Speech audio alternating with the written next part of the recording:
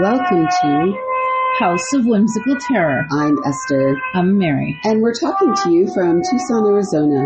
We're telling real stories of the fantastical. All of our stories are true or told to us as true. Occasionally we alter names to protect privacy. And the same with some of the places.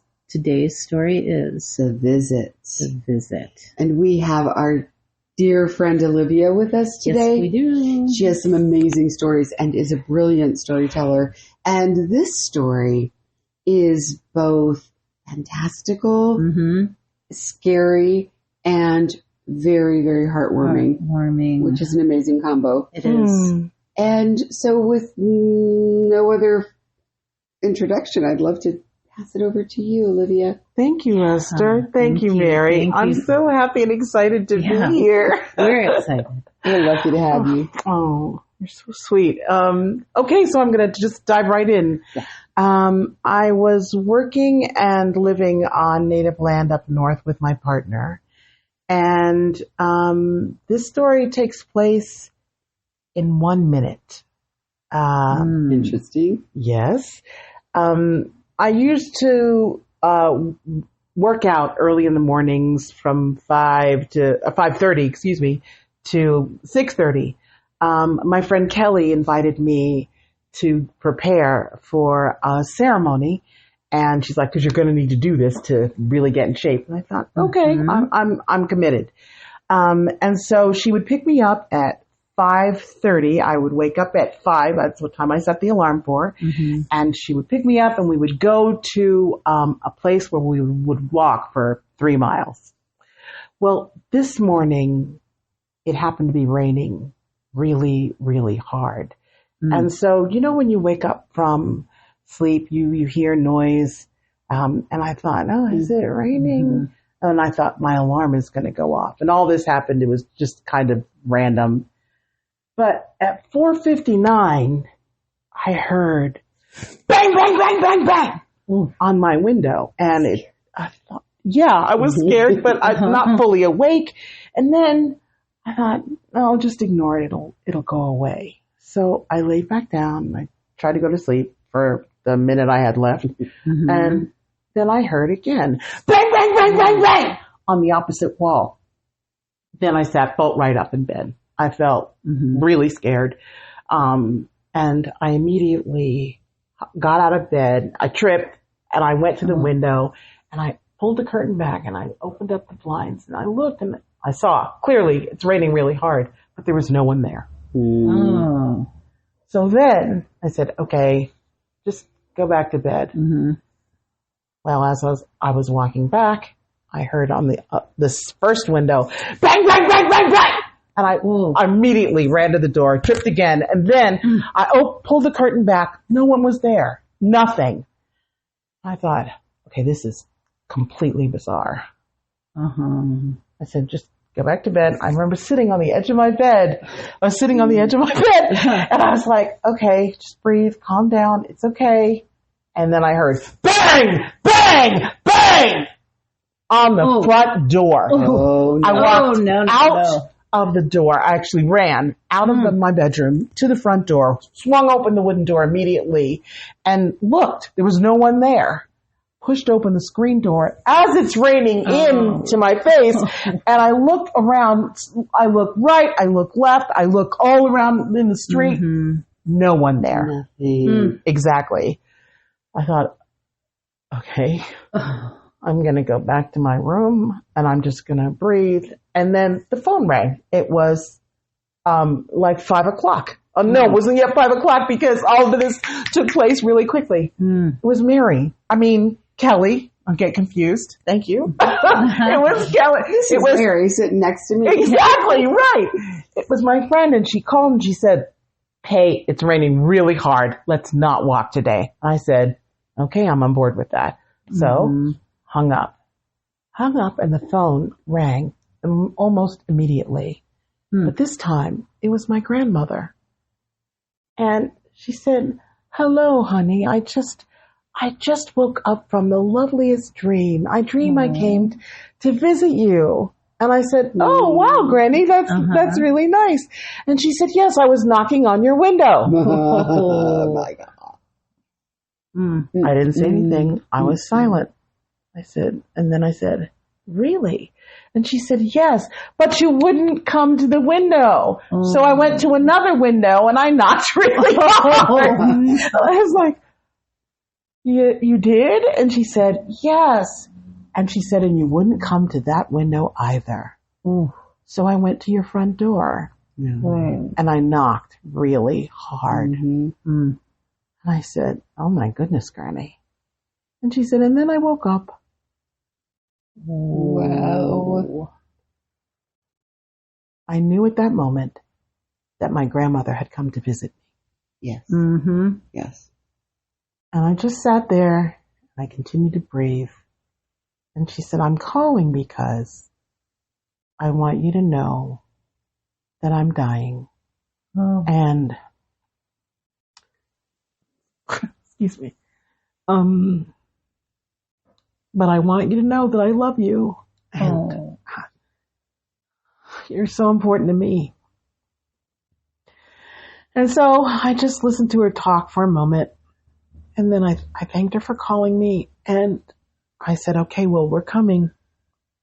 I hung up the phone and I immediately called my partner. And I said, Liza, I asked her, actually, she was working in the ER, so I said, please, can you get Dr. Liza? I really need to talk to her. And I said, oh, she's available. So she got on the phone and she said, what's going on, Olivia? And I said, I told her the whole story, that my grandmother had called with the banging on the window, all of it. And she said, okay, when I come home, we're going to make airline reservations and we'll go. She came home at the end of her shift. We sat down, we made reservations, and we were leaving later that day. We were driving down to Phoenix to fly. Well, later on that afternoon, we were just about ready to leave to go to the airport. My neighbor across the street, she came over and she said, hey, I heard, your partner told me that your grandmother was dying and that you all were going to go to see her before she passed. And I said, yes. And she said, there's a Chinese tradition and we, to help with sadness, we give candy and a quarter. And I thought, how absolutely lovely. And she said, it's to help the bitter sweet with the help. Sorrow. Thank you. Yeah. Exactly. And she just put them in my hand and she put the quarter in my hand. And I remember I was already filled with emotion. And she said, take care. And I said goodbye and thanked her again. And the phone rang. And it was my aunt telling me that my grandmother had passed. Oh.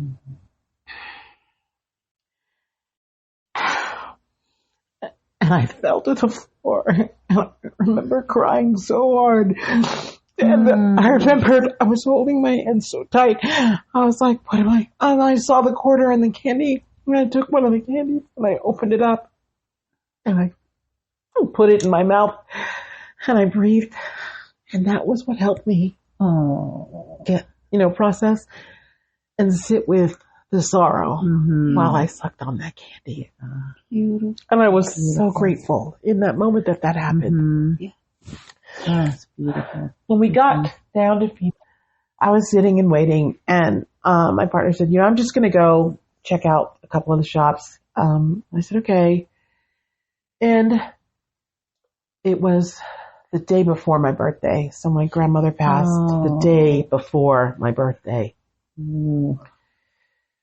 So I was sitting there just, in my thoughts, and I wasn't paying attention at all to what she was doing. And we got on the plane, we arrived, and, my family, my cousin picked us up, and we got to my grandmother's house, and, there were family everywhere. I had many, many, many cousins. And my partner pulled me over privately and she said, I have something for you. I said, oh, okay. And she said, here, you might want to go and read it privately. And it was a card from my grandmother. Oh. A birthday card from my grandmother. Oh. And I sat down and I read it. And I remember looking at the handwriting and thinking, this looks like Liza's writing, but the words were my grandmother's words. It was about how proud she was of me, how much she loved me, and that my hopes and dreams, that I should pursue all of them. And it was the most powerful thing. And that's when I realized that not only did my grandmother visit me, but that she visited my partner. Yes. And spoke through her. Absolutely. For my birthday. Yes. For your birthday, yeah. And I read that same card every year. Beautiful. That's so beautiful. She visited you both. She did. That's gorgeous. And so many things about that, like the rain happening. Yes. Because if it hadn't rained, you might have missed that call. That's right. I would have been up, getting ready for the walk. Wow. Yep. Yeah. Wow. And that beautiful tradition of the candy. Yes. The sweetness with the sorrow. Yes. And that it brought you through those moments to get to where you needed to be. It did. And you know what? When I go to a funeral or when I know that a friend has lost a loved one, I do the same tradition. I've made it mine now. Passed it on. Yeah. Yes. Oh, well, we may have to adopt that as well. I love that. It's such a privilege to have you on the It truly is. show. Oh, thank you so much for letting me share this story. We're so grateful that you were able to join us. My pleasure. And we know that we'll be inviting you back. Oh, thank you, Mary. Thank you, Esther. Thank you, Olivia. So thank you for joining us. And thank you to our listeners for joining us. So you guys please come back also for more stories. But for now, so long, good friends. Until next time, when we meet back at the house.